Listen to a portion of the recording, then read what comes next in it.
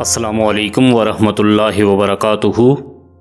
خلیفہ عبد الملک بن مروان بیت اللہ کا طواف کر رہے تھے کہ ان کی نظر ایک نوجوان پر پڑی جس کا چہرہ بہت پروقار تھا مگر وہ لباس سے مسکین لگ رہا تھا۔ خلیفہ عبد الملک نے پوچھا یہ نوجوان کون ہے؟ تو انہیں بتایا گیا کہ اس نوجوان کا نام سالم ہے اور یہ سیدنا عبداللہ بن عمر رضی اللہ تعالیٰ عنہ کا بیٹا اور سیدنا عمر بن خطاب رضی اللہ تعالیٰ عنہ کا پوتا ہے۔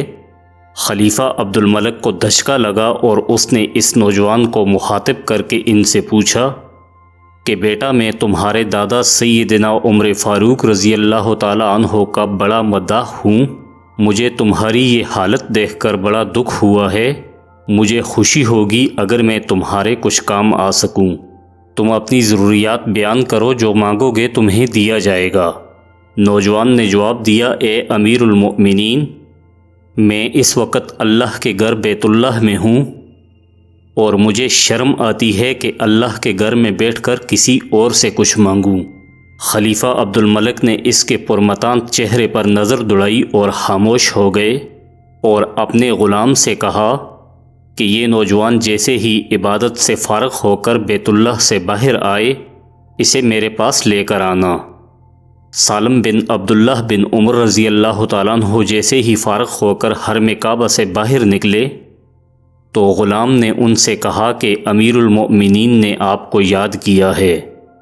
سالم بن عبداللہ رضی اللہ تعالیٰ عنہ خلیفہ کے پاس پہنچے تو خلیفہ عبد الملک نے ان سے کہا نوجوان، اب تو تم بیت اللہ میں نہیں ہو، اب اپنی حاجت بیان کرو، میرا دل چاہتا ہے کہ میں تمہاری کچھ مدد کروں۔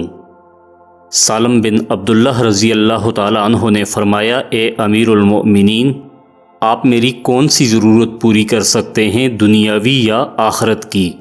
امیر المؤمنین نے جواب دیا کہ میری دسترس میں تو دنیاوی مال و متاع ہی ہے، میں تو وہی کر سکتا ہوں۔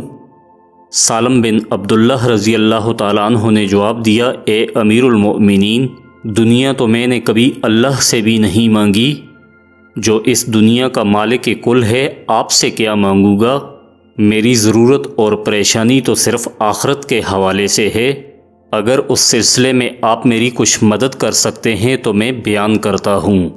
خلیفہ حیران و ششدر ہو کر رہ گئے اور کہنے لگے کہ نوجوان یہ تو نہیں، تیرا خون بول رہا ہے۔ جس کے بعد خلیفہ عبد الملک کو حیران و ششدر چھوڑ کر سالم بن عبداللہ رضی اللہ تعالیٰ عنہ وہاں سے نکلے اور حرم سے ملحقہ گلی میں داخل ہوئے اور نظروں سے اوجھل ہو گئے۔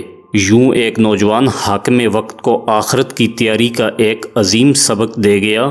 میرے بھائیو، کیا آج ہم سب سالم بن عبداللہ رضی اللہ تعالیٰ عنہ کی طرح کیوں نہیں سوچ سکتے؟ ہمیں کس مدد کی ضرورت ہے یہ ہم کیوں نہیں جان سکتے؟